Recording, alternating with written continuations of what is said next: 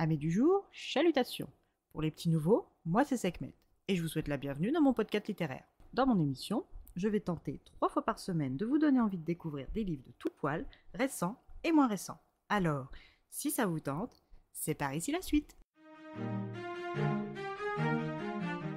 Aujourd'hui, je vais vous présenter Licorne, Merlin et compagnie de Sonitage, publié en auto-édition.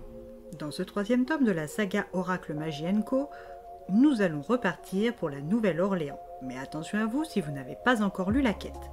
Après s'être battue contre l'organisation secrète des mages, Sibylle et son tout nouveau mari Dimitri Francus se sont installés dans une jolie propriété dans le Bayou, où ils ont tout l'espace nécessaire pour accueillir des orphelins mages sans pouvoir ou avec des particularités faisant d'eux des parias chez les mages, ainsi que des femmes et mères rejetées de la communauté sectaire qu'est celle des mages.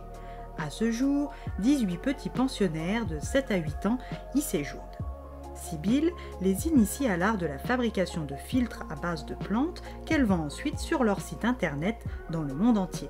L'oracle de la Pythie, fondé initialement par Sarah, leur grand-mère à Paris, existe dorénavant en version numérique. Une façon pour Sibylle et sa sœur Célène de perpétuer leur apprentissage. Sur les réseaux sociaux, Sibylle exploite ses nouvelles compétences de voyance en proposant des tirages de cartes pour guidance privée et son agenda est plein à craquer. Avec Dimitri qui lui fait des recherches avec les mages archivistes de chaque continent pour développer des sorts utilisables par ses petits protégés, même si ils ne sont pas éveillés. Leur couple fonctionne bien autour de ce projet d'envergure et de longue haleine. Elle est toujours accompagnée de son mafieux des années 50 Dick Malone et sa gouaille de Chicago. Célène, quant à elle, est un peu perdue et ne sait pas vraiment quelle est sa mission dans la vie. Elle a récemment découvert qu'elle est une fée. Elle s'est mariée avec Jarod Holmes, moins d'1 an après leur rencontre à Paris dans la boutique ésotérique de sa grand-mère adoptive Sarah. Depuis la bataille qui a opposé ses amis aux mages, elle a hérité de son propre fantôme, Charlie, le meilleur ami geek et hacker de génie de Jarod. Ayant préféré se sacrifier pour qu'eux puissent vivre heureux, il a finalement réussi à s'ancrer à celle qu'il appelle sa poupée. Elle continue de se chapouiller avec Dick qui ne l'épargne pas et a la charge de 2 licornes blanches d'une douceur irréelle. Pour leur anniversaire, Jarod lui propose de se rendre à Paimpol, au cœur de la forêt de Brocéliande, là où elle pourrait encore chercher des réponses sur ses ancêtres. Elle s'y est déjà rendue et y a découvert l'identité de sa mère, ce qui lui a fait du bien, surtout compte tenu des parents qu'elle a eus au démarrage de sa vie parmi les humains. Mais elle ignore toujours quels sont ses pouvoirs et cette question la turlupine de plus en plus, surtout depuis qu'elle a fait cet étrange rêve avec une femme et son nouveau-né mort-né sur le ventre. Elle est persuadée qu'elle doit avoir un lien avec son passé, voire ses origines, mais reste dans le flou le plus opaque. Pour se changer les idées, elle participe à aider sa sœur dans sa mission avec les petits mages et s'occupe de ces licornes qu'elle seule peut approcher au grand désespoir des enfants. Un jour, Sibylle reçoit un appel du préfet de Paris. Il a besoin des talents de médium de la jeune femme car un de ses amis, Bartholomé O'Brien, a disparu comme par magie il y a quelques jours. Comme le préfet était un client fidèle de Sarah, puis qu'il les a aidés dans l'affaire avec la secte des mages, elle décide de l'aider. Célène, aka Barbie et sa sœur partent sur le champ tirer les cartes du petit Lenormand qui appelle Sibylle. Célène est là pour prendre en note la vision de sa sœur car depuis un moment, le jeu lui transmet ses prédictions avec de plus en plus de force.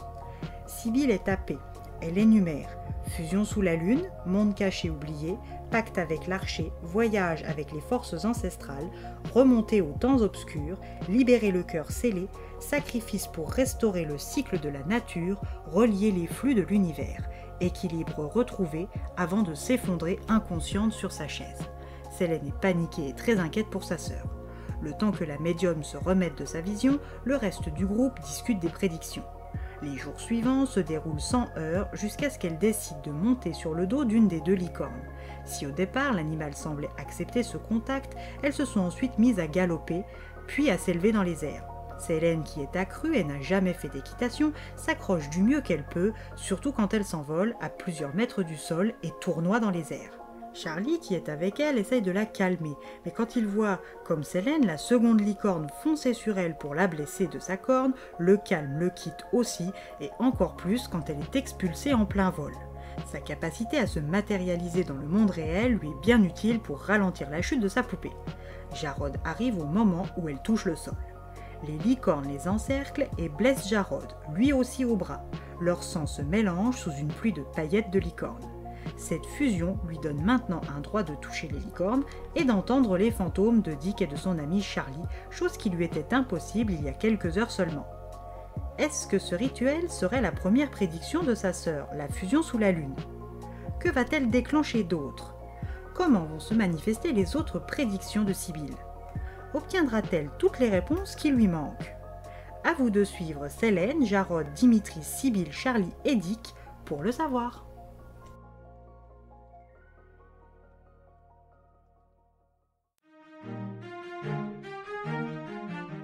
Un troisième et dernier tome qui se lit bien et qui clôture bien la trilogie.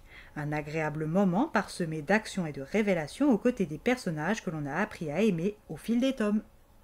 Et bien voilà, j'en ai fini pour aujourd'hui. J'espère que cet épisode vous aura plu et vous aura donné des nouvelles idées de lecture. Si vous souhaitez découvrir d'autres petits bonbons littéraires tout droit sortis de ma bibliothèque, je vous retrouve le samedi 11 octobre prochain pour un nouvel épisode. Et si d'ici là je vous manque de trop, n'hésitez pas à me rejoindre sur mon compte Instagram, @leslectures de Sekhmet. Sur ce, chalut les amis, et à la prochaine!